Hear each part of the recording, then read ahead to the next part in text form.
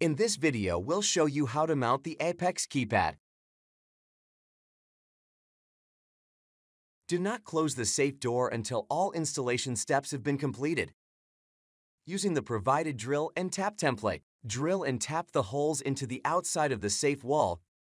Deburr the middle hole.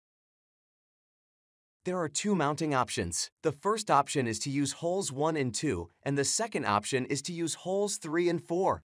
The keypad connector cable is fed through hole 5.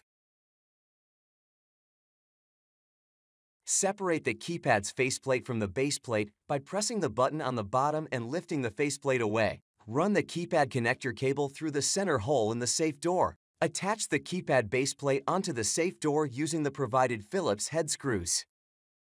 If the installation is over a spindle hole, UL approval requires the installation of a drill plate.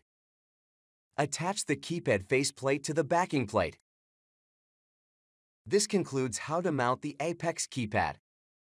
For customer service, contact Dormakaba